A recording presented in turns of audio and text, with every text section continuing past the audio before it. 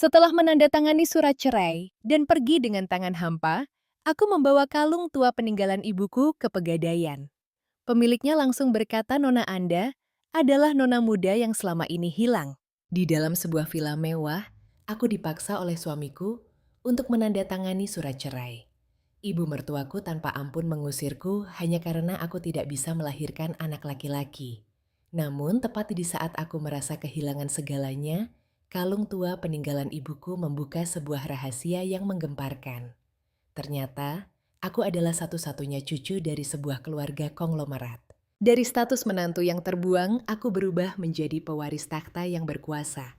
Dan perang untuk merebut kembali putriku pun resmi dimulai. Suara hujan di luar jendela villa di kawasan Menteng terdengar begitu pilu.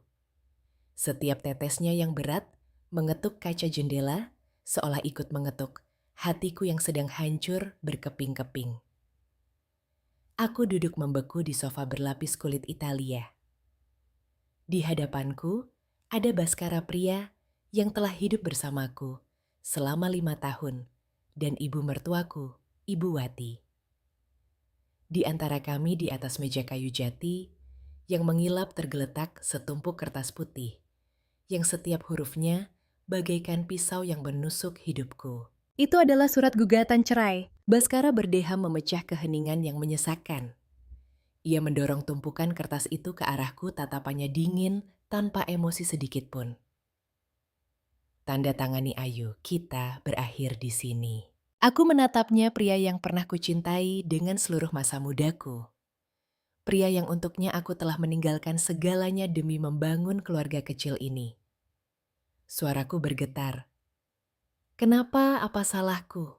Ibu Wati yang duduk di sebelahnya menyesap teh melati, lalu meletakkan cangkirnya dengan bunyi denting yang kering. Ia melirikku dengan sebelah mata tatapan merendahkan yang sudah sangat kukenal. Selama bertahun-tahun menjadi menantunya. Kamu tidak melakukan kesalahan apapun, katanya dengan nada sinis dan tajam. Satu-satunya kesalahanmu adalah tidak bisa melahirkan. Keluarga ini butuh cucu laki-laki sebagai penerus, bukan anak perempuan. Setiap katanya bagai garam yang ditaburkan di atas lukaku. Putriku Bintang baru berusia 3 tahun. Ia adalah duniaku. Aku gemetar. Bintang masih terlalu kecil, Bu. Saya mohon. Jangan panggil saya Ibu, kata sela Ibu Wati. Saya tidak punya menantu, tidak berguna sepertimu. Baskara sudah punya penggantimu. Riana sedang mengandung darah daging keluarga ini, seorang anak laki-laki yang tampan.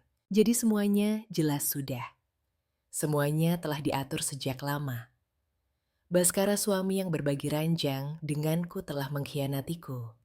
Ia punya kekasih dan wanita itu sedang mengandung anak laki-laki. Aku menatap Baskara, berharap menemukan sedikit saja penyesalan, sedikit sisa perasaan, tetapi nihil. Yang ada hanya kekejaman. Dia butuh status yang jelas, kata Baskara dengan nada datar. Tanda tangani saja surat itu, jangan mempersulit keadaan. Villa ini, semua aset ini adalah milikku sebelum kita menikah. Kamu akan pergi dengan tangan hampa. Lalu bagaimana dengan Bintang? Aku hampir berteriak, air mata tak terbendung lagi. Bintang adalah anakku, aku tidak akan pernah melepaskannya. Baskara tersenyum sinis senyum yang membuatku muak. Kamu mau membesarkannya dengan apa?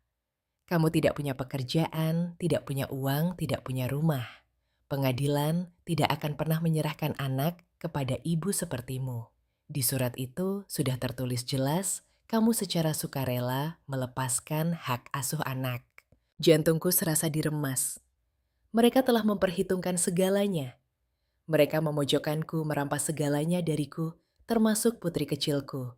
Ibu Wati berdiri, mendekatiku, suaranya seperti perintah. Tanda tangani. Saya beri kamu 2 juta rupiah. Anggap saja sebagai belas kasihan terakhir. Ambil dan pergi dari sini sekarang juga. Jangan biarkan Bintang melihat pemandangan ini tidak baik untuknya. 2 juta rupiah Harga untuk 5 tahun, masa mudaku untuk seorang anak, untuk sebuah keluarga yang hancur. Aku menatap pena yang tergeletak di atas surat lalu menatap dua manusia di hadapanku. Wajah mereka begitu asing, begitu kejam. Aku tahu aku tidak punya pilihan lain. Jika aku tidak menandatangani mereka, juga punya cara untuk mencapai tujuan mereka, dan mungkin nasibku akan lebih tragis. Tanganku gemetar saat meraih pena goresan tintanya kabur oleh air mataku. Aku membubuhkan tanda tanganku sebuah nama yang kini tak lagi terikat dengan tempat ini. Aku meletakkan pena itu, rasanya seperti baru saja menandatangani surat hukuman mati untuk hidupku sendiri. Ibu Wati menarik segepok uang dari tasnya melemparkannya ke atas meja. Ambil lalu pergi. Aku tidak melirik uang itu. Aku berdiri berjalan terhuyung-huyung ke arah pintu. Aku tidak berani menoleh ke belakang, tidak berani melihat rumah ini sekali lagi. Aku takut, jika aku melihatnya lagi, aku tidak akan punya cukup keberanian untuk melangkah pergi. Pintu besi yang berat terbanting menutup di belakangku, memutus segalanya secara total. Aku berdiri di bawah guyuran hujan tanpa payung, tanpa seorang pun di sisiku.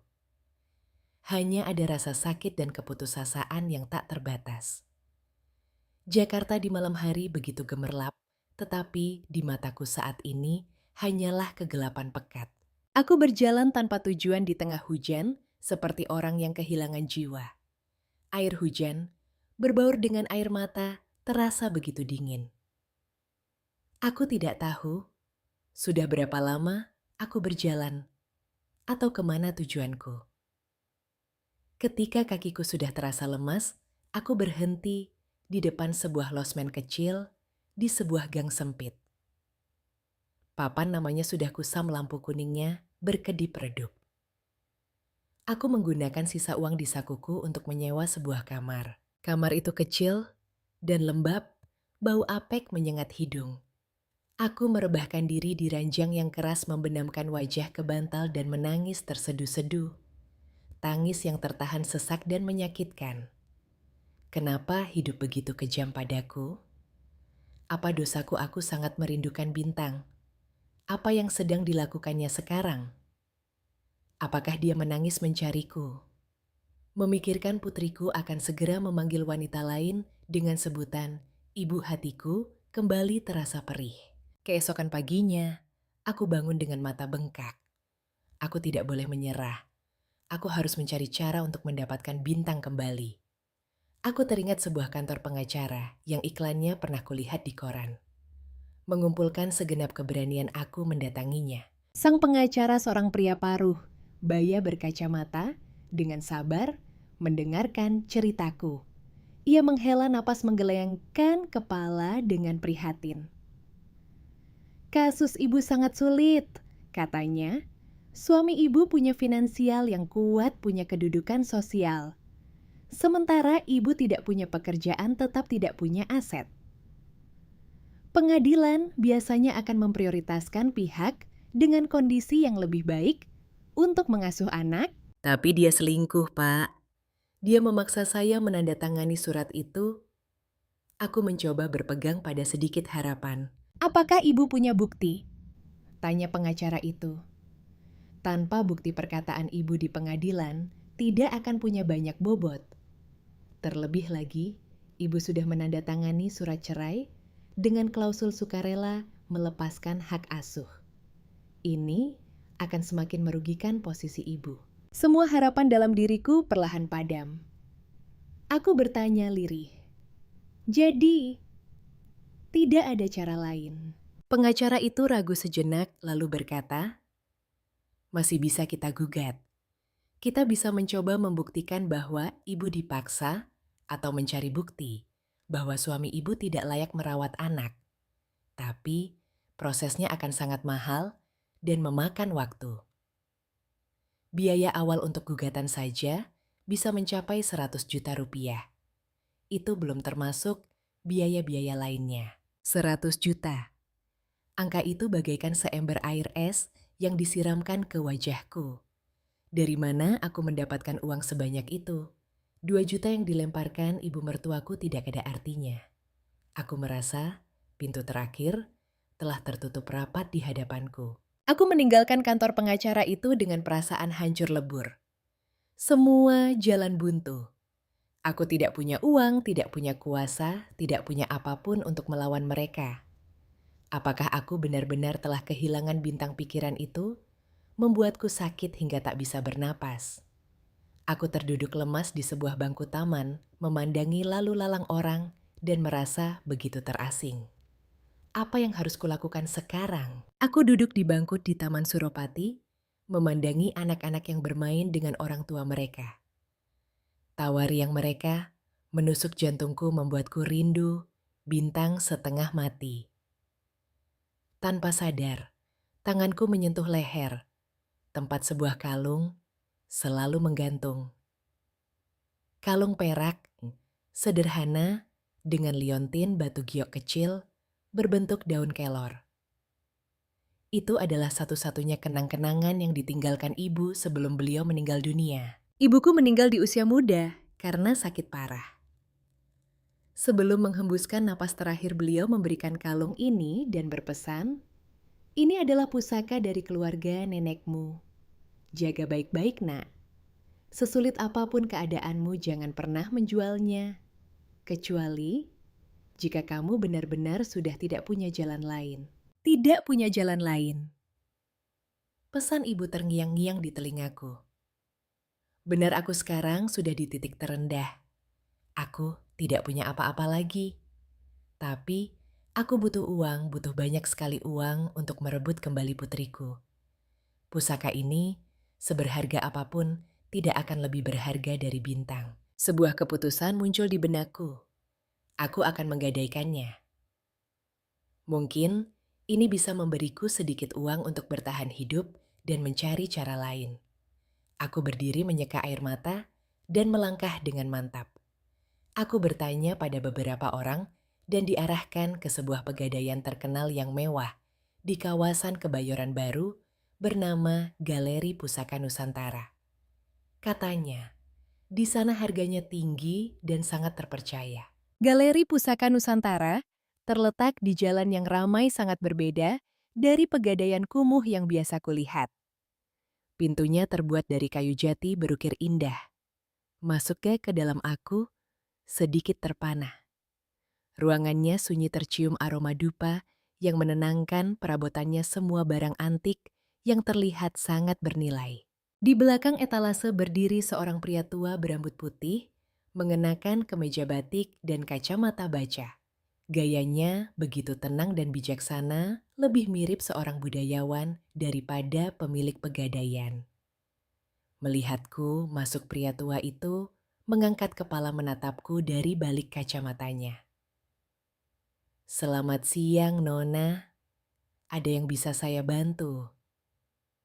Suaranya berat dan tenang. Aku sedikit canggung melangkah ragu ke arah etalase. Aku mengeluarkan kalung giok itu dari tasku, meletakkannya dengan hati-hati di atas kain beludru merah. "Permisi, Pak. Saya mau menggadaikan ini."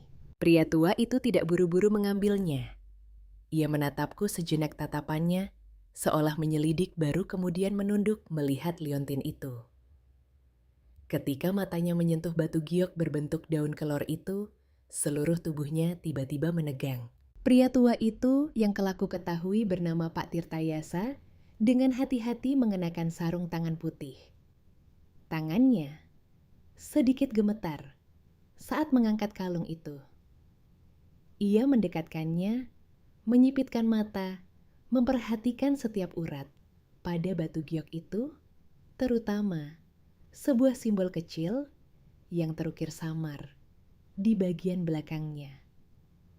Wajahnya yang semula tenang, tiba-tiba berubah. Keterkejutan, kegembiraan, dan sedikit rasa tidak percaya terpancar jelas di setiap kerut wajahnya. Ia mengangkat kepala menatapku, tatapannya sama sekali berbeda dari sebelumnya. Bukan lagi tatapan pemilik toko pada pelanggan, melainkan sebuah rasa hormat bercampur haru. "Nona, boleh saya tahu dari mana Nona mendapatkan kalung ini?" Suaranya bergetar. Aku sedikit heran dengan reaksinya, tapi tetap menjawab jujur. Ini, ini peninggalan ibu saya, Pak. Ibu Nona, siapa nama beliau, Ta? Tanyanya mendesak. Ibu saya namanya Dewi. Dua kata Dewi baru saja keluar dari mulutku Pak Tirtayasa, hampir menjatuhkan kalung itu. Ia cepat-cepat menggenggamnya erat bergumam sendiri. Nyonya Dewi, benar ini memang beliau. Nona muda kedua. Aku tidak mengerti apa yang sedang terjadi. Nona muda kedua, maksud Bapak ya. Melihatku, kebingungan pria tua itu mencoba menenangkan diri. Ia menatapku dengan raut menyesal. Maafkan saya, Nona. Saya sedikit tidak sopan. Mohon tunggu sebentar di sini. Ini sangat penting, saya harus menelepon seseorang. Tanpa menunggu jawabanku, ia bergegas masuk ke sebuah ruangan kecil. Di dalam tangannya masih menggenggam erat kalung itu. Aku duduk di kursi kayu yang disediakan hatiku penuh kebingungan. Hanya sebuah pegadaian, kenapa terasa begitu misterius? Sebenarnya, apa asal-usul kalung ibuku? Samar-samar aku bisa mendengar Pak Tirtayasa berbicara di telepon dari dalam. Suaranya penuh kegembiraan dan rasa hormat. Tuan Besar, sudah ditemukan? Benar ini adalah lambang keluarga. Ia putri dari Nona Muda Dewi. Beliau ada di sini sekarang. Baik-baik, Tuan. Saya mengerti. Panggilan telepon berakhir. Pak Tirtayasa keluar sikapnya padaku telah berubah total. Ia membungkuk mempersilakanku minum teh dengan gestur yang sangat formal. Nona Tuan Besar, kami akan segera tiba. Mohon kesabarannya untuk menunggu sebentar lagi. Tuan Besar, aku semakin tidak mengerti. Saya tidak kenal Tuan Besar manapun. Saya hanya mau menggadaikan kalung, Pak. Pak Tirtayasa tersenyum ramah.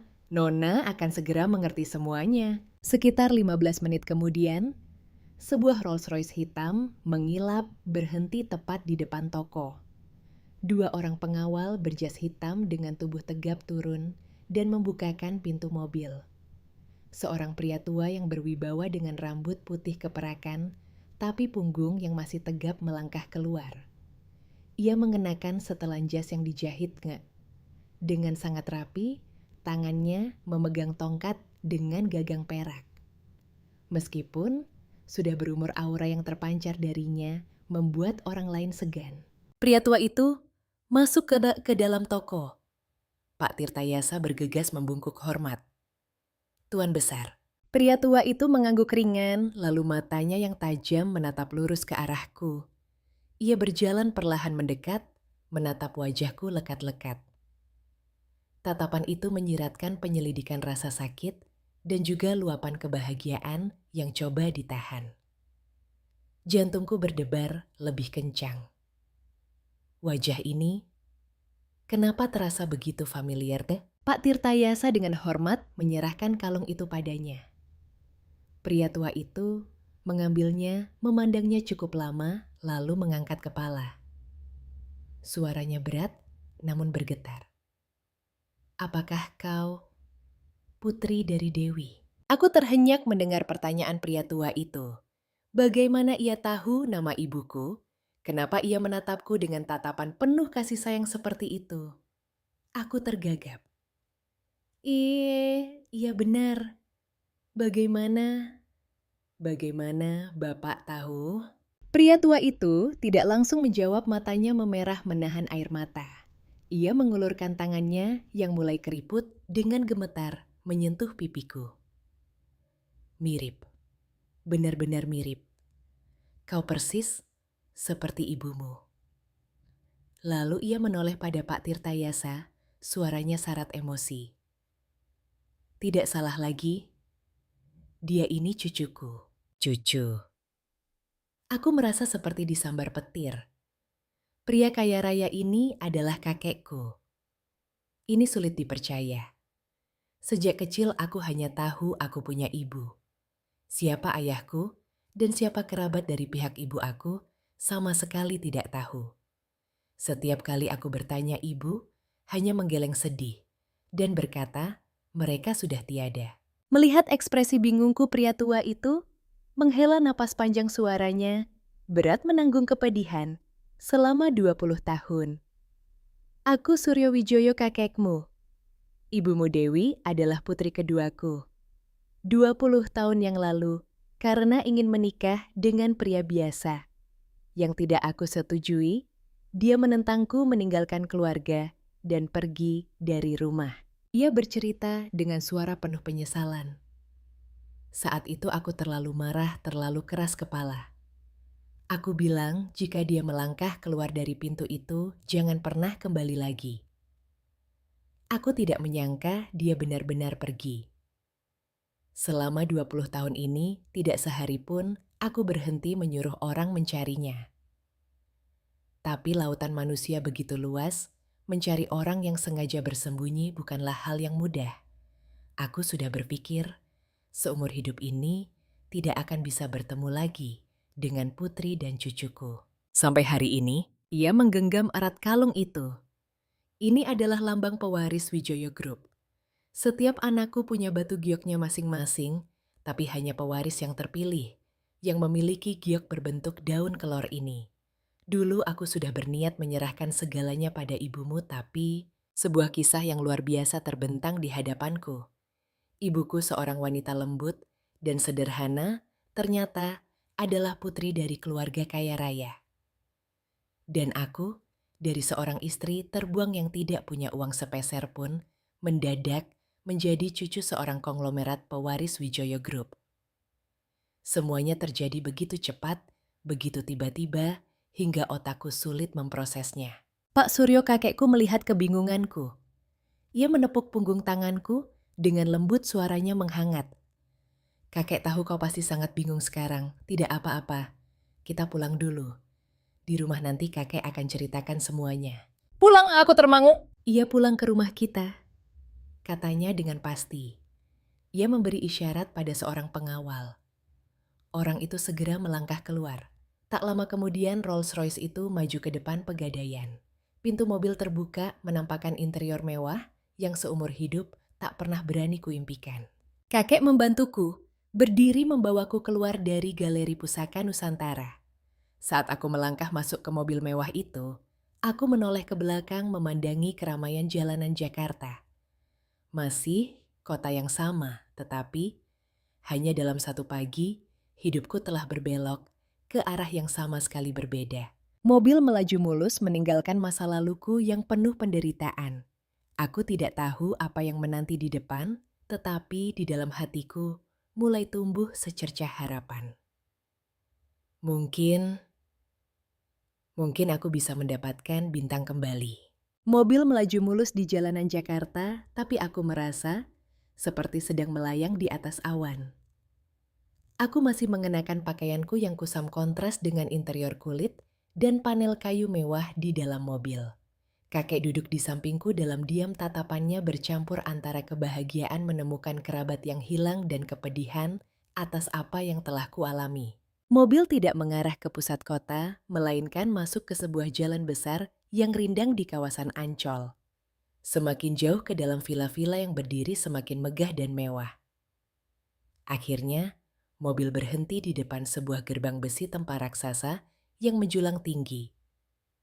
Di baliknya, berdiri sebuah hunian megah bergaya kolonial yang dikelilingi taman yang sangat luas dan hijau. Ini bukan rumah ini, sebuah istana. Gerbang terbuka secara otomatis.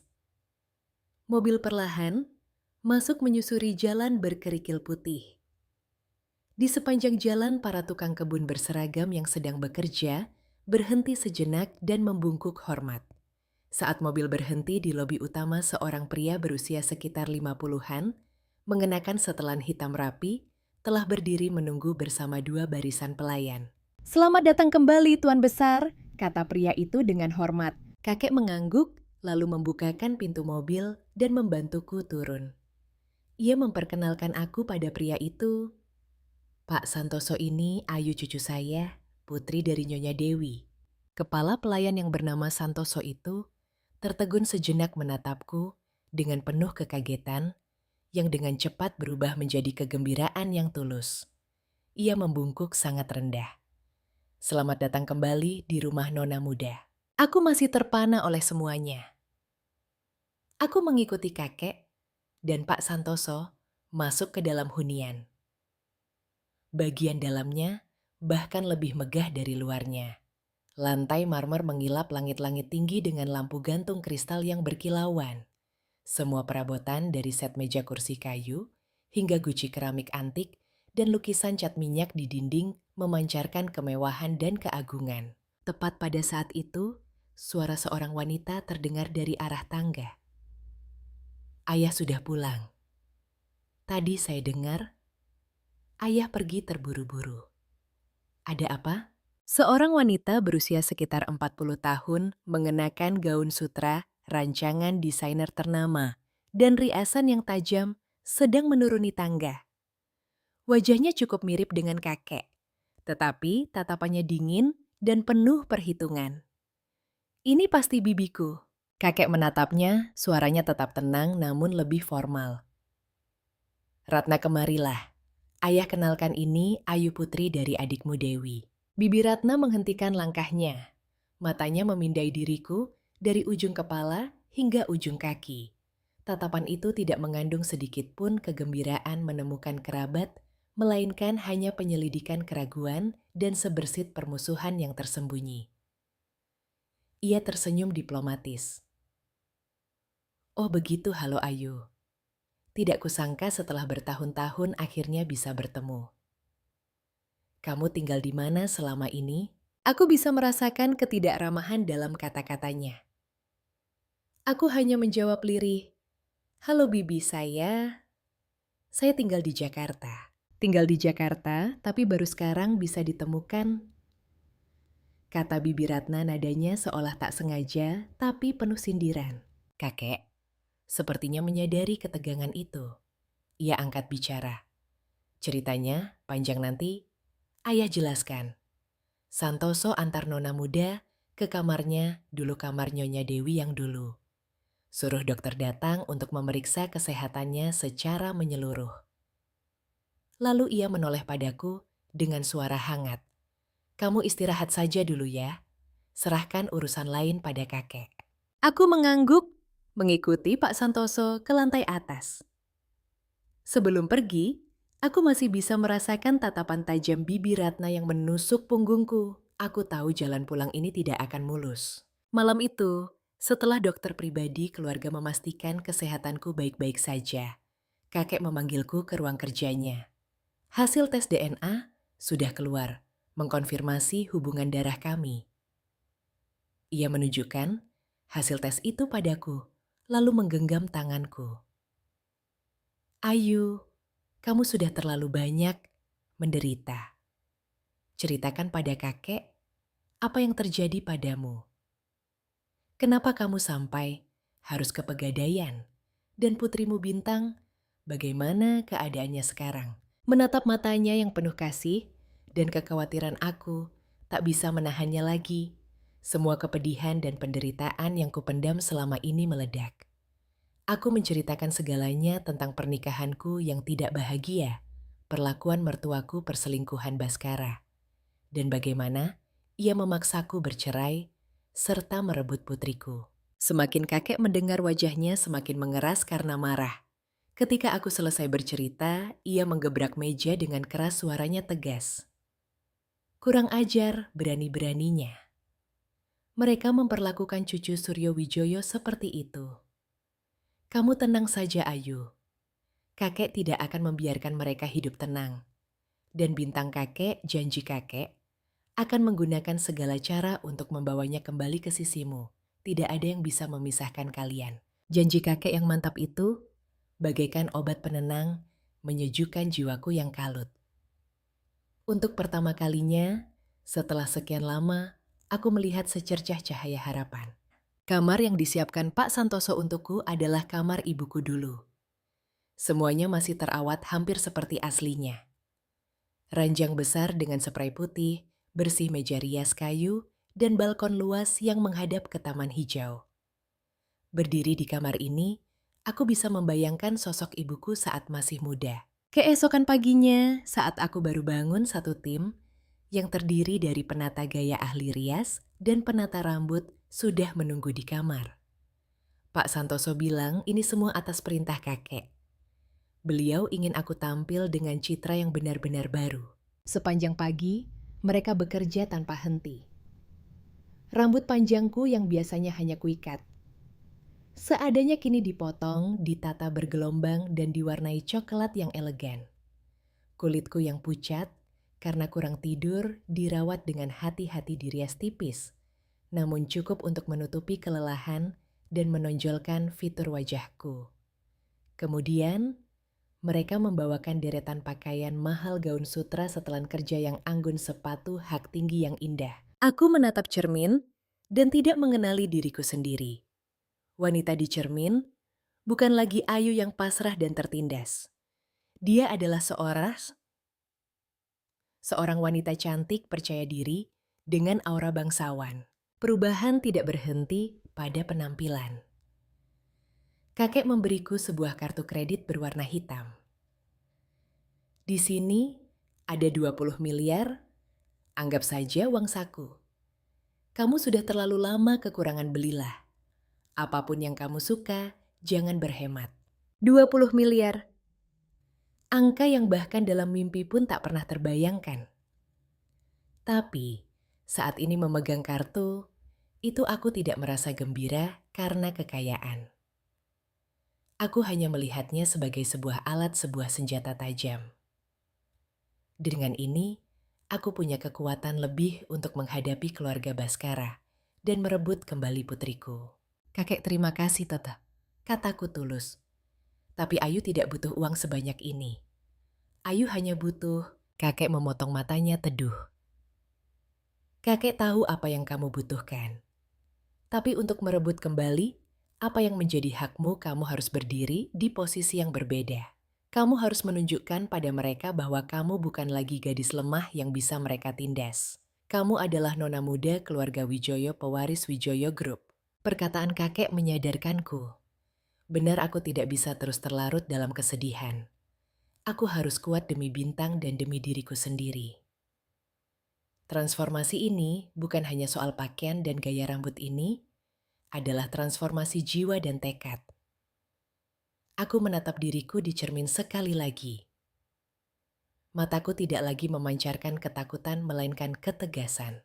Beberapa hari kemudian, setelah mulai terbiasa dengan kehidupan baru, hal pertama yang ingin kulakukan adalah membeli hadiah untuk putriku. Meskipun belum bisa bertemu, aku ingin menyiapkan mainan dan baju-baju cantik untuknya. Aku memutuskan untuk pergi ke Plaza Indonesia, pusat perbelanjaan paling mewah di Jakarta. Aku memilih gaun terusan, berwarna krem, yang anggun sepatu, hak yang tidak terlalu tinggi, dan riasan tipis. Saat aku masuk ke mall, banyak mata yang menoleh. Aku bukan lagi wanita kampungan yang minder seperti dulu. Saat sedang asyik memilih boneka di sebuah toko mainan aku, tiba-tiba mendengar suara sinis yang ku kenal. Lihat deh sayang, boneka jelek begini, kok ada yang mau beli sih, kampungan banget. Aku menoleh, dan jantungku seolah berhenti berdetak. Itu Riana, dan di sampingnya tak lain adalah Baskara. Riana sedang bergelayut manja di lengan Baskara, perutnya sudah mulai membuncit. Ia mengenakan gaun hamil rancangan desainer, memamerkan kekayaan dan kebahagiaannya. Baskara juga melihatku. Ia tertegun, matanya terbelalak kaget. Mungkin ia tidak percaya wanita anggun dan cantik di hadapannya adalah istri yang baru saja ia campakkan beberapa waktu lalu. Riana pun mengenaliku. Setelah sekejap terkejut, ia langsung menunjukkan ekspresi menghina. Lo ini siapa? Bukannya ini Mbak Ayu tumben. Punya uang buat jalan-jalan ke tempat mewah begini. Atau jangan-jangan sudah dapat papa baru. Aku tidak berkata apa-apa, dengan tenang meletakkan boneka itu dan beralih ke rak lain. Aku tidak ingin berdebat dengan orang sepertinya. Tapi Riana tidak mau melepaskanku. Ia sengaja mengikutiku ke toko perhiasan di dekatnya. Bas, beliin aku kalung ini dong. Riana merengek sambil menunjuk sebuah kalung berlian yang berkilauan. Saat pelayan baru saja mengeluarkan kalung itu, aku melangkah maju. Aku menunjuk kalung yang sama dan berkata, "Pada pelayan, Mbak tolong bungkuskan kalung ini untuk saya." Riana berbalik dengan marah. "Heh, kamu gila ya kalung, ini aku yang pilih duluan." Aku menatapnya tersenyum tipis. "Anda memang pilih duluan? Tapi apa sudah dibayar? Kamu? Kamu punya uang dari mana mau beli ini? Kamu tahu harganya berapa?" Teriak Riana. Baskara akhirnya angkat bicara, nadanya sedikit canggung. "Ayo sudahlah, jangan buat keributan. Pulang saja." Aku menatapnya dengan dingin. Membuat keributan. Saya hanya membeli apa yang saya suka. Yang membuat keributan itu dia. Tepat saat itu, manajer toko keluar. Melihat kartu hitam yang kupegang, sikapnya langsung berubah. Ia membungkuk hormat padaku. "Selamat siang, Ibu. Ada yang bisa kami bantu?" Aku menyerahkan kartu itu padanya. "Saya mau kalung ini." Manajer itu segera mengambil kartu tersebut lalu menoleh pada Riana dengan nada dingin. "Maaf Bu, pelanggan ini adalah member platinum kami. Kami harus memprioritaskannya. Silakan Ibu memilih model yang lain." Wajah Riana pucat pasi, marah tak bisa berkata-kata. Ia menoleh pada Baskara, tapi Baskara juga sedang terpaku. Ia menatapku, lekat-lekat penuh kebingungan dan rasa tidak percaya. Ia tidak mengerti bagaimana hanya dalam beberapa hari aku bisa berubah drastis seperti ini. Aku mengambil kotak berisi kalung itu tanpa melirik mereka lagi, lalu berbalik pergi. Meninggalkan dua orang yang termangu dan malu di tengah keramaian. Kekuatan uang dan kekuasaan memang luar biasa. Hanya dengan satu telepon dari kakek, pengacara keluarga, dengan cepat berhasil mengatur pertemuan singkat antara aku dan Bintang. Namun karena prosedur hukum belum selesai, aku hanya bisa bertemu dengannya selama 10 menit di gerbang sekolah internasionalnya di bawah pengawasan orang suruhan Baskara. Sore itu, aku datang ke sekolah sangat awal, jantungku berdebar kencang. Sudah berhari-hari, aku tidak memeluknya. Saat bel pulang berbunyi, anak-anak berhamburan keluar, lalu kulihat putri kecilku, Bintang mungil di tengah kerumunan, dituntun oleh seorang pengasuh. "Bintang," panggilku suaraku parau. Anak itu mendongak. Melihatku, matanya berbinar cerah. "Mama, bayi, basah?" Ia melepaskan tangan pengasuh dan berlari ke arahku. Aku berlutut, merentangkan tangan dan memeluknya erat. Aroma susu yang khas dari tubuhnya membuatku menangis. "Bintang, Mama kangen sekali. Bintang juga kangen Mama?" Isaknya di pelukanku. "Mama, kemana saja? Kenapa tidak pulang?" Aku tercekat, tidak tahu harus menjawab apa. Aku hanya bisa memeluknya erat, menciumi rambutnya yang lembut. Orang suruhan Baskara mengingatkan dengan dingin, "Waktu Anda hanya 10 menit." Aku buru-buru menyeka air mata, mengeluarkan boneka yang kubeli tempo hari. "Lihat, Mama bawa hadiah untuk Bintang." Anak itu menerimanya dengan gembira, tapi kemudian ia berhenti menatap pengasuhnya dengan takut. Seolah ia takut dimarahi. Hatiku terasa nyeri. Putriku hidup dalam ketakutan. Aku meraih tangannya yang mungil, dan saat itulah aku menemukan sesuatu yang aneh. Di pergelangan tangannya yang putih, ada bekas kemerahan seperti bekas cubitan orang dewasa. "Tanganmu kenapa, Nak?" Tanyaku cemas. Bintang buru-buru menarik tangannya, menyembunyikannya di belakang punggung. "Tidak apa-apa, Ma. Tadi Bintang jatuh." Tapi aku tahu ia berbohong. Tatapan takutnya telah mengungkapkan segalanya. Aku menatap pengasuh itu, tapi wanita itu langsung membuang muka. 10 menit berlalu begitu cepat. Pengasuh itu mendekat dan menarik tangan Bintang. "Sudah waktunya pulang, Non." Bintang menangis histeris, tidak mau melepaskan pelukanku. "Bintang tidak mau pulang?" Bintang mau sama mama-mama bawa Bintang pulang. Melihat putriku meraung-raung, diseret pergi. Hatiku serasa dirobek menjadi ratusan keping. Aku hanya bisa berdiri, mematung tak berdaya menatapnya, hingga hilang dari pandangan. Bekas kemerahan di tangannya terus menghantui pikiranku. Kecurigaan dan amarah yang luar biasa membuncah di dalam hatiku. Aku harus mencari tahu kebenarannya. Aku tidak bisa tinggal diam. Memar di tangan putriku adalah peringatan yang tidak bisa kuabaikan. Aku segera menelepon pengacara keluarga menceritakan kejadian itu dan memintanya mencarikan cara agar aku bisa bertemu Bintang secara pribadi.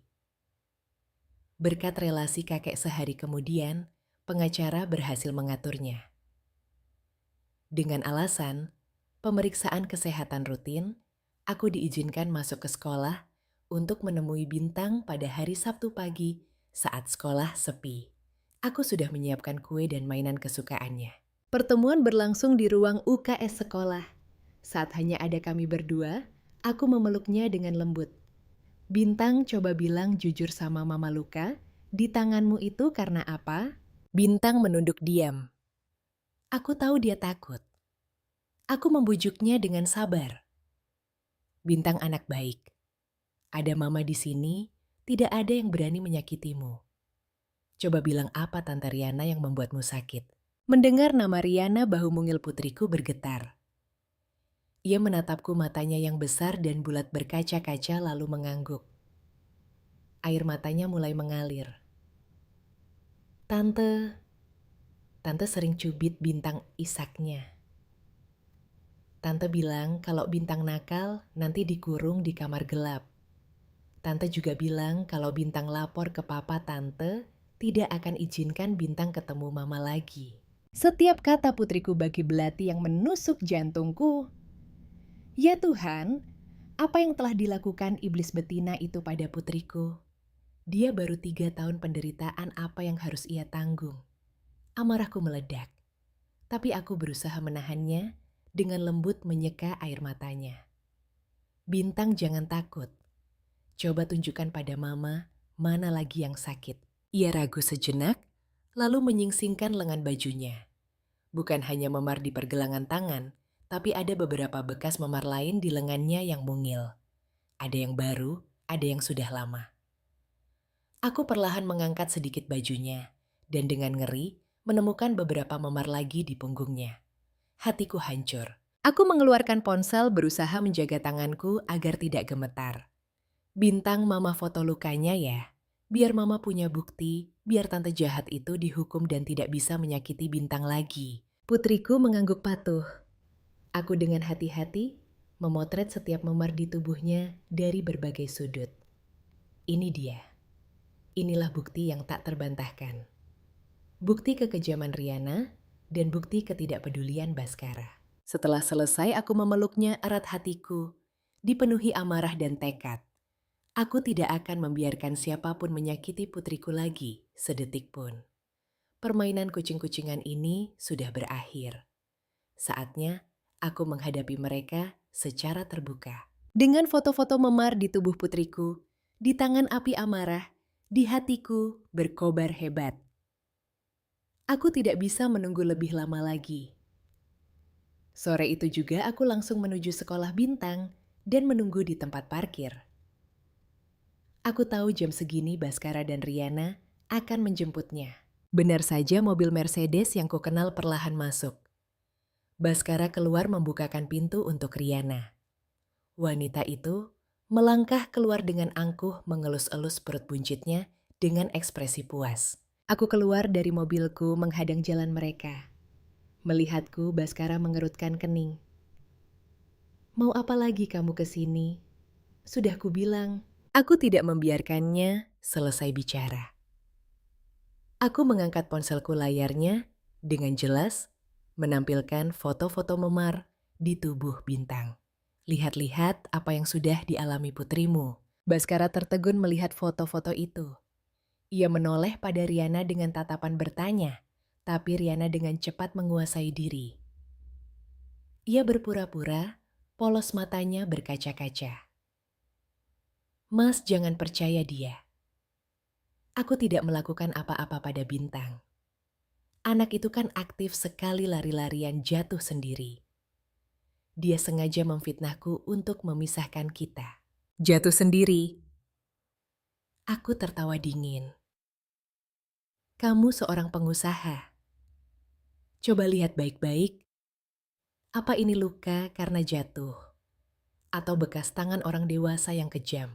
Baskara menatap lekat foto-foto itu, lalu menatap Riana yang menangis di sampingnya. Keraguan terlihat jelas di wajahnya, tapi kemudian ia memilih untuk percaya pada kekasihnya. Ayu, sudah cukup. Jangan mengarang cerita lagi. Riana sedang hamil. Jangan membuatnya stres. Mengarang cerita aku tidak percaya telingaku. Ayah macam apa yang lebih memilih percaya pada wanita licik daripada bukti nyata di depan mata daripada rasa sakit putrinya sendiri. Baik, kalau kamu sudah sebegitu butanya, jangan salahkan aku. Aku menatap lurus ke mata Baskara, suaraku sedingin es.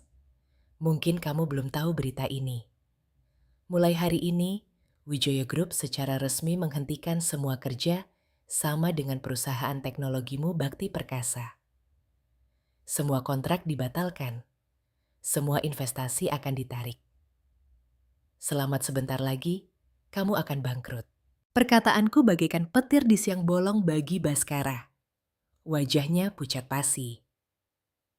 Perusahaan Bakti Perkasa miliknya bisa sebesar sekarang sebagian besar berkat proyek dan dukungan dari Wijaya Group, sebuah kemudahan yang ia dapatkan melalui pernikahannya denganku.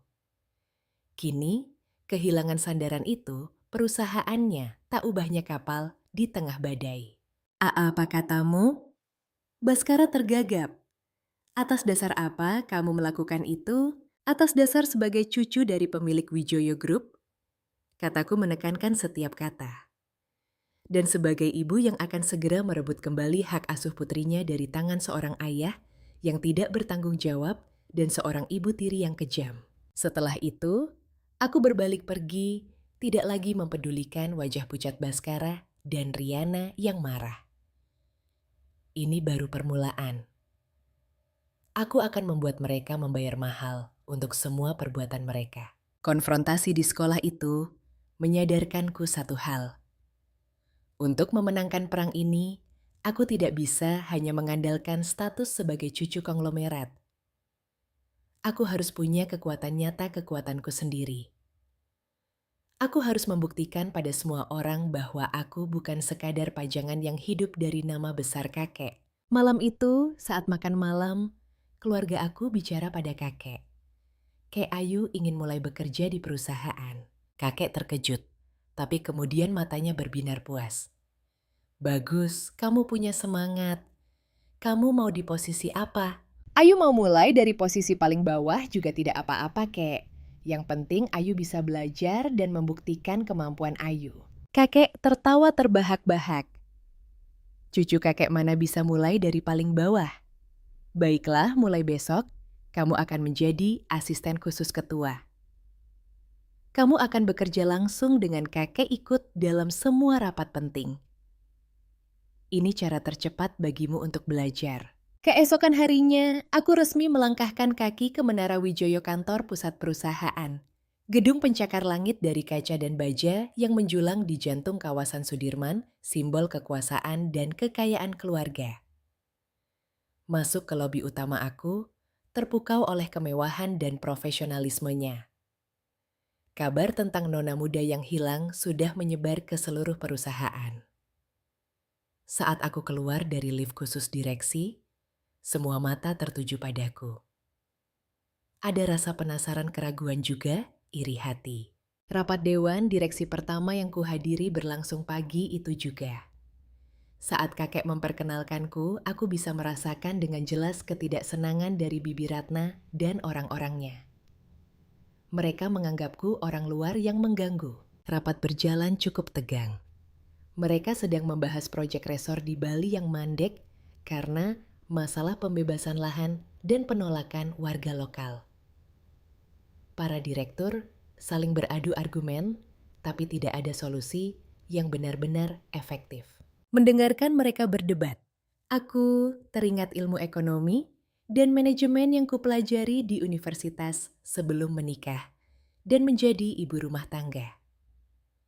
Aku memberanikan diri mengangkat tangan. Semua mata tertuju padaku, sebagian besar meragukan. Bibi Ratna bahkan tersenyum sinis. Aku berdiri dengan tenang, suaraku jelas dan lugas. Permisi kakek bapak dan ibu direktur. Saya punya beberapa pemikiran. Daripada terus mencoba melakukan ganti rugi dengan uang dan berkonfrontasi dengan warga, kenapa kita tidak mencoba pendekatan lain? Kita bisa menyisihkan sebagian keuntungan proyek untuk membangun fasilitas umum bagi warga sekitar, seperti sekolah atau puskesmas.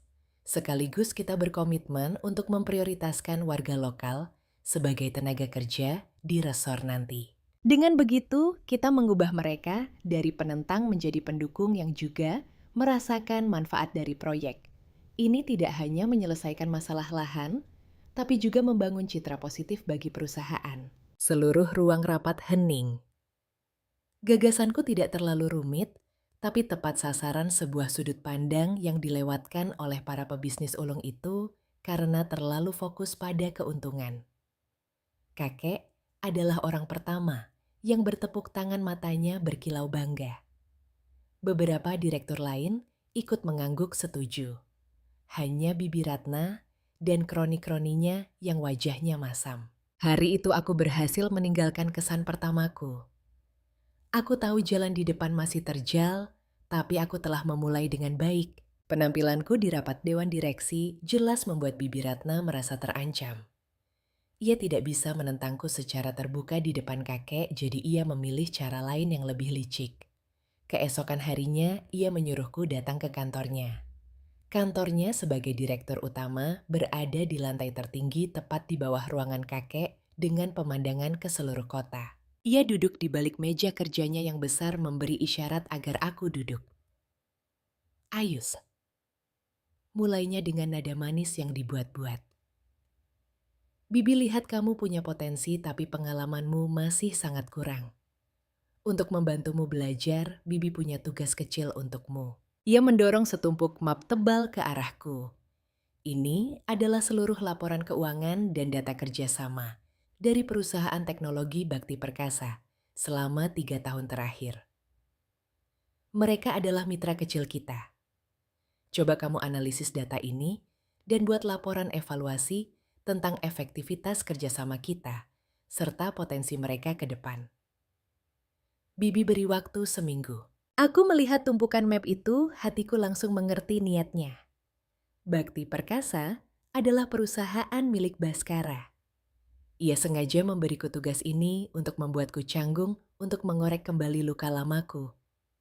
Selain itu, ini perusahaan kecil, menganalisisnya tidak akan memberikan prestasi apapun. Tapi jika ada kesalahan, aku akan langsung ditegur. Sebuah jebakan yang sempurna. Bibi Ratna menatapku, sudut bibirnya tersenyum misterius. Dunia bisnis itu medan perang, tidak ada tempat untuk perasaan pribadi keponakanku. Bibi harap kamu mengerti.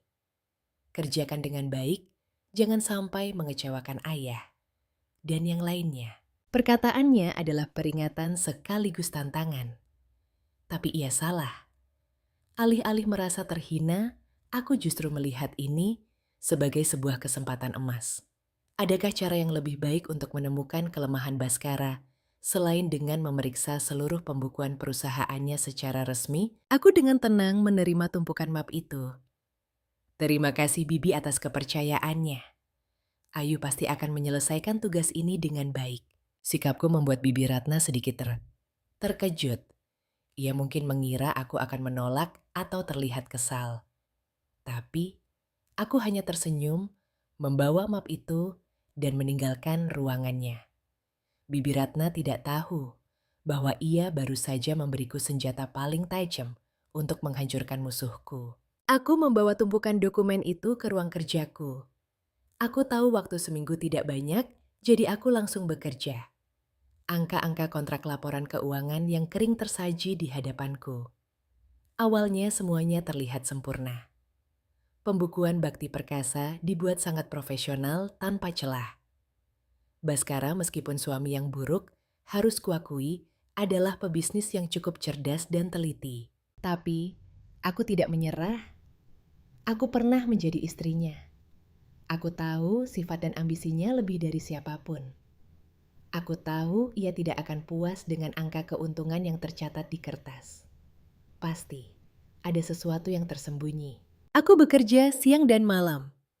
Kopi menjadi sahabat setiaku.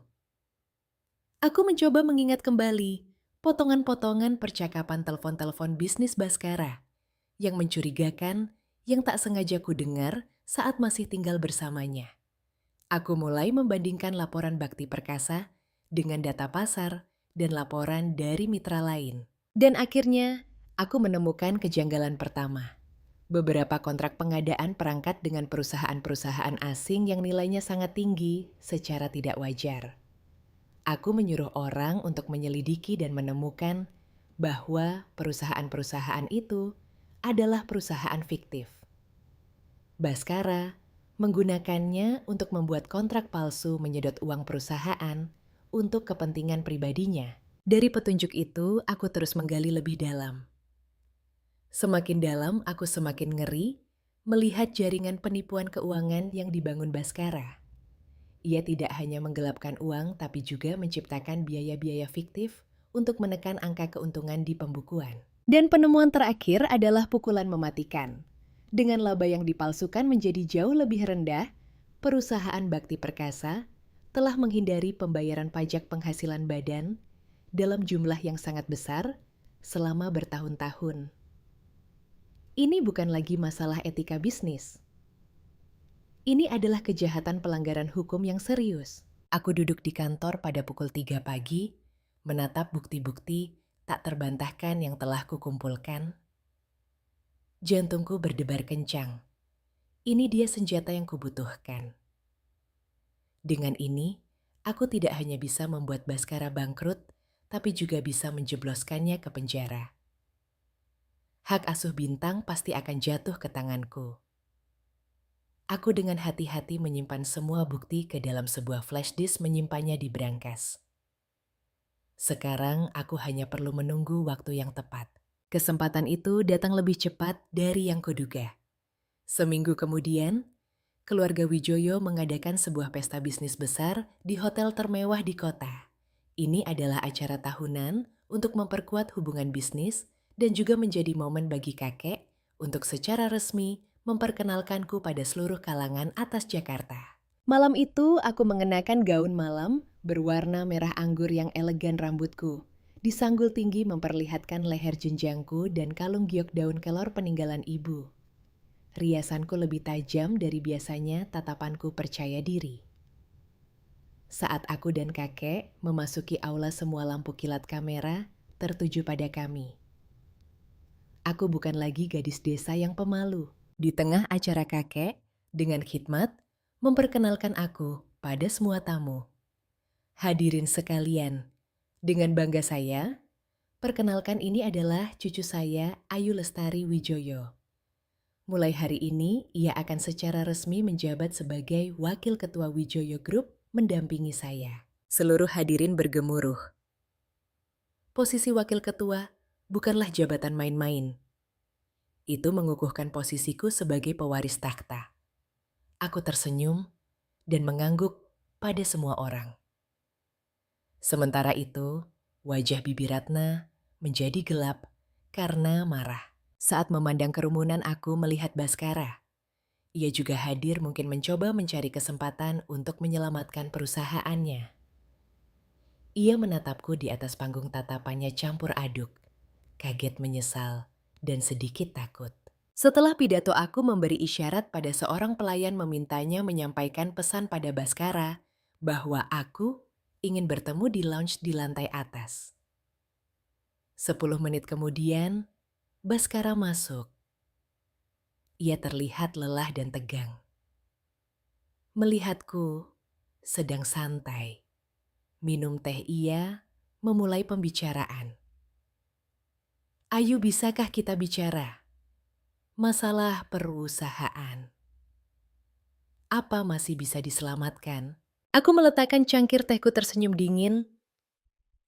Bisa diselamatkan atau tidak, itu tergantung padamu bukan padaku. Aku mengeluarkan flash disk dari tasku, meletakkannya di meja.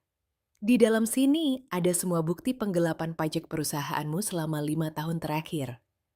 Angkanya cukup untuk membuatmu di penjara minimal 10 tahun. Wajah Baskara pucat pasi. Ia gemetar menatap flash disk itu, lalu menatapku tanpa bisa berkata-kata. Aku berdiri mendekatinya dan berbisik di telinganya. Aku beri kamu 2 pilihan. Satu, besok pagi, benda ini akan kuserahkan ke kantor pajak dan kejaksaan. 2, kamu segera tanda tangani surat pelepasan hak asuh Bintang, sepenuhnya serahkan dia padaku. Jangan berpikir untuk melawan, karena dengan bukti ini, kamu tidak punya kesempatan sama sekali. Aku mundur menatap lurus ke matanya. Kamu punya waktu 24 jam untuk berpikir. Setelah pesta ini, aku mau jawaban. Selesai berkata, aku berbalik pergi meninggalkan Baskara sendirian. Dalam keputusasaan dan kepanikan. Permainan catur ini, aku sudah memegang kemenangan. Aku kembali ke aula pesta, hatiku terasa ringan. Aku yakin Baskara tidak punya pilihan lain selain menyerahkan Bintang padaku. Tapi, kebahagiaan itu tidak berlangsung lama. Sebuah insiden tak terduga terjadi. Saat sedang berbincang dengan beberapa mitra bisnis aku, tak sengaja melihat kakek dan Bibi Ratna sedang berdebat sengit di sudut dekat balkon. Meskipun jauh, aku bisa melihat wajah kakek yang marah dan tatapan menantang Bibi Ratna. Sepertinya mereka membicarakan soal warisan. Tiba-tiba, kakek memegangi dadanya, wajahnya meringis kesakitan, lalu perlahan ambruk. Bibi Ratna menjerit panik. Semua orang di aula menoleh. Aku berlari secepat kilat ke arah kakek. Kakek, kenapa? Aku berlutut menopang tubuhnya, suaraku gemetar. Kakek terengah-engah, tangannya masih mencengkeram, dadanya tidak bisa bicara. Pak Santoso dan para pengawal segera datang memanggil ambulans. Seluruh pesta menjadi kacau. Aku ikut ambulans ke rumah sakit, hatiku gelisah tak karuan. Aku hanya bisa menggenggam erat tangan kakek yang dingin, berdoa untuk keselamatannya. Duduk di kursi, tunggu di luar UGD, aku merasa tak berdaya dan takut. Tepat saat itu, ponselku berdering. Nomor pengacaraku. Aku buru-buru mengangkatnya berharap ada kabar baik tentang Bintang. Tapi suara di seberang sana justru panik. Ibu Ayu gawat Bintang, dia demam tinggi sampai 39 derajat. Sudah dibawa pihak sekolah ke UGD Rumah Sakit Anak. Kami sudah coba hubungi Pak Baskara dan Ibu Riana 1 jam ini, tapi tidak bisa. Telingaku berdengung. 2 kabar buruk datang bersamaan. Kakek di UGD putriku, juga di UGD. Aku merasa dunia berputar. Kenapa semua hal buruk menimpaku di saat yang bersamaan? Aku tidak bisa berpikir jernih. Aku berpesan pada Pak Santoso untuk menjaga kakek. Sementara aku sendiri memesan taksi dan melesat ke rumah sakit anak. Hatiku terbelah, 2 separuh cemas untuk kakek, separuh hancur karena putriku. Sementara itu, di Menara Wijoyo, Bibi Ratna tidak menyia-nyiakan kesempatan emas ini.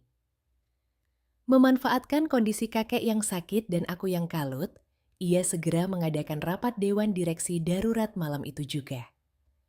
Di hadapan para pemegang saham, ia berpura-pura sedih, lalu dengan licik membelokkan arah pembicaraan. Ia mengatakan, kakek sudah terlalu tua dan tidak lagi mampu memimpin, sementara Aku terlalu muda, belum berpengalaman, dan terbebani masalah pribadi. Ia mengusulkan agar Dewan Direksi, untuk sementara, menyerahkan seluruh wewenang operasional kepadanya. Sebuah kudeta kekuasaan telah dimulai secara terang-terangan. Aku menyerbu masuk ke ruang UG di rumah sakit anak seperti orang gila. Bintangku terbaring di ranjang tubuhnya panas. Wajahnya memerah dan bibirnya kering. Ia tertidur lelap karena lelah keningnya dikompres. Melihatnya seperti itu hatiku teriris. Perawat bilang pihak sekolah sudah berkali-kali menelepon Baskara dan Riana, tapi tidak ada yang mengangkat. Ketidakpedulian mereka sungguh tak termaafkan. Aku duduk di sampingnya menggenggam tangannya yang kecil, dan panas air mata terus mengalir. Seharusnya aku ada di sini merawatnya, bukan membiarkannya sendirian melawan demam. Aku menemaninya selama berjam-jam sampai demamnya turun dan ia dipindahkan ke ruang perawatan. Hampir tengah malam, barulah Baskara datang tergesa-gesa. Tapi dari raut wajahnya, aku tahu ia datang bukan karena khawatir pada putrinya. Wajah itu adalah kepanikan seseorang yang akan kehilangan segalanya. Ia bahkan tidak melirik Bintang langsung menghampiriku. Ayo. Katanya memohon. Aku salah, aku tahu aku salah. Maafkan aku ya kita. Kita mulai lagi dari awal. Tolong tarik kembali ancamanmu tadi malam. Selamatkan perusahaanku. Kita akan jadi keluarga bahagia lagi. Ada aku, kamu, dan Bintang. Aku menatapnya dengan jijik. Putrinya terbaring sakit dan di kepala ayah ini hanya ada perusahaan dan uang. Ia bahkan tanpa malu menggunakan anaknya sebagai alat untuk memohon padaku. Keluarga. Aku tertawa sinis. Kamu masih punya muka untuk bicara soal itu. Saat putrimu demam tinggi dan masuk rumah sakit kamu di mana sibuk dengan kekasihmu. Kamu tahu betapa takutnya dia. Aku tidak tahu. Baskara tergagap mencoba membela diri. Ponselku mati. Jangan bohong lagi. Potongku. Kekejaman dan ketidakpedulianmu sudah cukup kulihat. Pergi dari sini sekarang. Jangan kotori udara di sini. Ayo, pergi. Teriakku sambil menunjuk pintu.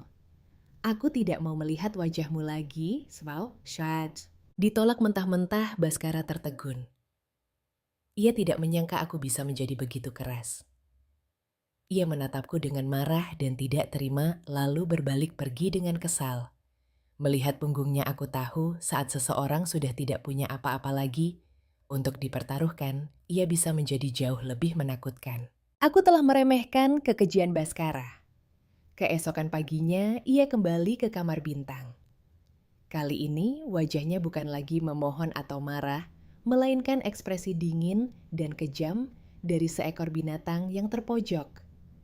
Ia langsung ke inti masalah tanpa menanyakan kondisi putrinya. Kamu pikir kamu sudah menang Ayu? Ia tertawa sinis. Kamu tidak tahu apa-apa. Apa maksudmu, tanyaku waspada? Kamu tahu kenapa bibimu Ratna begitu membencimu? Kenapa dia ingin sekali menyingkirkanmu dari Wijoyo Group? Kata Baskara penuh arti. Karena aku dan dia punya kesepakatan. Dia akan membantuku mendapatkan kontrak-kontrak besar dari Wijoyo. Dan sebagai gantinya, aku akan membantunya menyingkirkanmu duri dalam dagingnya. Ultimatum yang kamu berikan padaku di pesta, dia tahu semuanya. Jantungku mencelos. Jadi Ratna dan Baskara sudah bersekongkol sejak lama. Rencana mereka lebih dalam dari yang kuduga. Melihat ekspresiku, Baskara semakin puas. Ia mengeluarkan setumpuk dokumen dari tasnya, melemparkannya ke meja. Ini satu-satunya jalan keluar untukmu. Tanda tangani surat pelepasan seluruh hak warismu di Wijoyo Group. Sebagai gantinya, aku akan kembalikan Bintang padamu. Kita tidak akan pernah bertemu lagi. Aku terpaku menatap dokumen itu. Sebuah surat pelepasan hak waris yang disusun dengan sangat rapi secara hukum. Kalau aku tidak mau, Tanyaku dengan suara gemetar. Baskara mencondongkan tubuhnya, mendekatkan wajahnya padaku, suaranya berdesis seperti ular. Kalau kamu tidak mau, aku tidak akan pernah membiarkanmu bertemu bintang lagi. Aku akan membawanya ke tempat yang seumur hidupmu tidak akan pernah kamu temukan. Kakekmu di rumah sakit, bibimu ingin kamu lenyap. Kamu pikir, siapa lagi yang bisa kamu andalkan? Pilih kekayaan Wijoyo Group atau putri yang paling kamu sayangi. Ia menggunakan putrinya sendiri, kelemahan terbesarku, untuk memberikan ultimatum yang paling kejam. Ia memojokkanku ke dalam situasi yang mustahil. Di satu sisi, ada karier hasil kerja keras kakek masa depan keluarga. Di sisi lain, ada bintang darah dagingku nyawaku. Apa yang harus kupilih air mataku kembali jatuh dalam ketidakberdayaan. Aku duduk membeku di kamar rumah sakit. Surat pelepasan hak waris itu bagai batu besar yang menekan pikiranku. Apa yang harus kulakukan? Melepaskan segalanya demi mendapatkan putriku atau berjuang sampai akhir dengan risiko kehilangannya selamanya. Di saat aku paling bingung, Pak Santoso masuk membawakanku bubur dan buah-buahan. Melihat mataku yang bengkak dan wajahku yang pucat, ia bertanya cemas. Nona muda, ada apa, kondisi tuan? Besar sudah mulai stabil, Nona, jangan terlalu khawatir. Melihat kepala pelayan setia yang telah mengabdi pada keluarga sejak zaman ibuku, aku tak bisa menahannya lagi. Aku menangis dan menceritakan ancaman Baskara padanya. Mendengar ceritaku, wajah Pak Santoso yang biasanya ramah menjadi kaku, matanya menyiratkan kemarahan. Manusia biadab itu, desisnya. Beraninya dia menggunakan Nona kecil untuk mengancam Nona. Nona tidak boleh menandatangani surat itu. Itu adalah hasil kerja keras. Tuan besar seumur hidup itu adalah masa depan Nona. Nona tidak boleh membiarkannya jatuh ke tangan Nyonya Ratna. Tapi bintang, Pak, saya tidak bisa kehilangan dia, Isaku. Pak Santoso berpikir sejenak, lalu berkata dengan tegas, Nona, percayalah pada saya. Nona ulur waktu saja. Dengan dia katakan, butuh waktu untuk berpikir.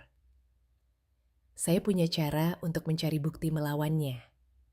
Saya sudah mengabdi pada keluarga Wijoyo puluhan tahun, saya juga punya beberapa koneksi. Selain itu, saya ingat betul, di ruang kerja di rumah si Baskara, itu ada brankas yang tersembunyi di balik lukisan.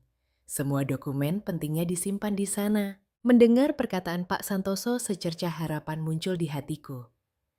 Aku menuruti sarannya, mengirim pesan pada Baskara bahwa aku butuh 1 hari lagi.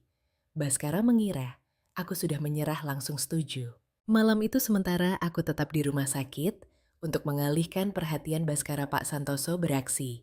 Dengan menggunakan koneksi lama dan kelihayannya, ia berhasil menyelinap masuk ke villa Baskara. Ia menemukan brankas itu dan apa yang ia temukan di dalamnya melampaui imajinasi kami semua. Selain bukti penipuan keuangan dan penggelapan pajak yang sudah kutemukan, Pak Santoso menemukan 3 hal lain yang menggemparkan. Pertama, sebuah polis asuransi jiwa senilai 20 miliar rupiah atas nama Bintang dengan penerima manfaat tunggal adalah Baskara. Putrinya sendiri di matanya hanyalah alat penghasil uang. Kedua, 1 set dokumen yang merinci rencana perebutan hak asuh anak yang telah disiapkan jauh sebelum kami bercerai, termasuk rencana untuk merekayasa bukti palsu yang menuduhku sebagai ibu yang tidak layak. Dan ketiga, yang paling mengerikan, adalah beberapa surat antara Baskara dan Bibi Ratna. Dalam surat itu, Bibi Ratna tidak hanya membahas rencana untuk menjatuhkanku, tetapi juga secara tidak sengaja menyinggung sebuah rahasia besar.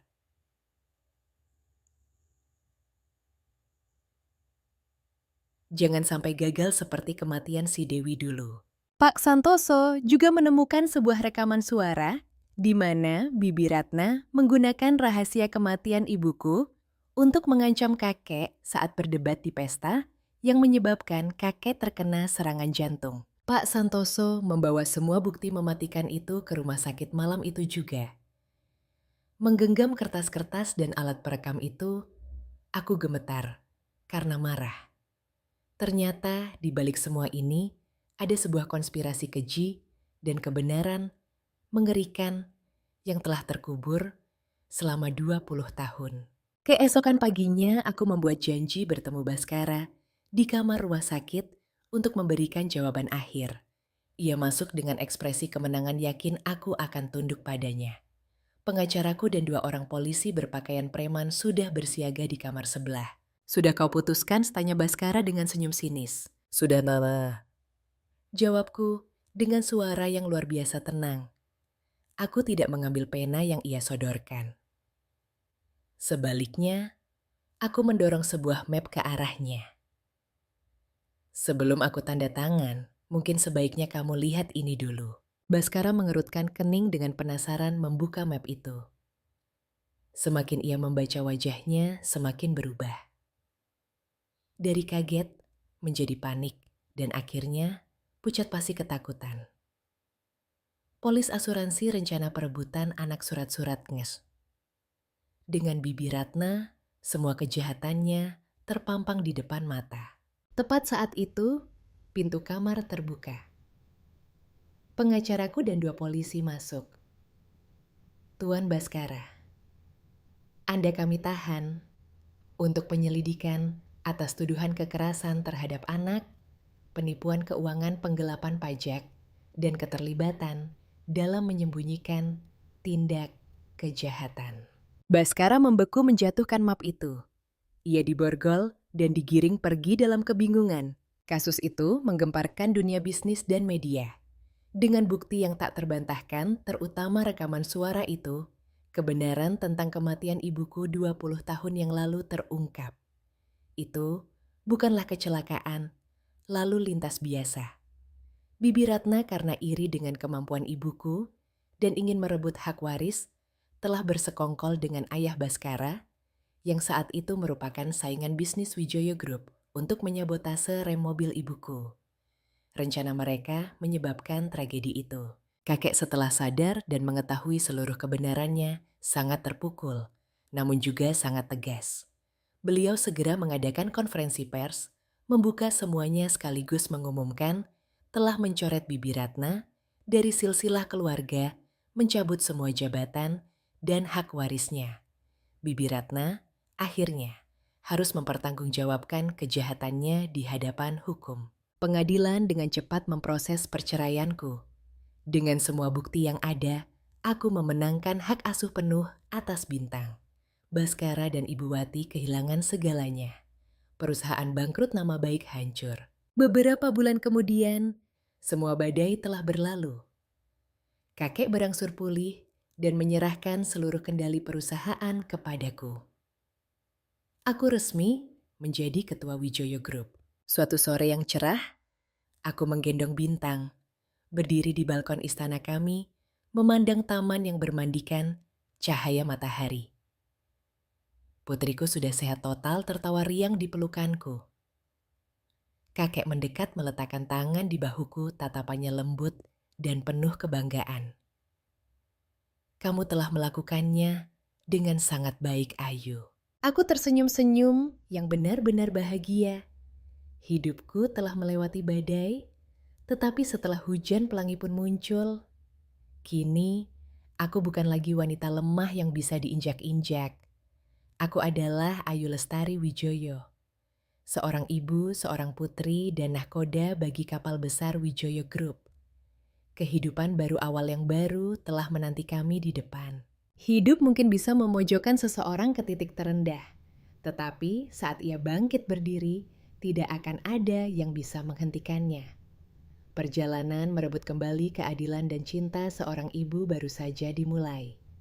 Jika Anda merasa kisah ini menarik, silakan berlangganan kanal Sehat dan Sejahtera di Usia Senja dan nyalakan lonceng notifikasi untuk mengikuti episode selanjutnya.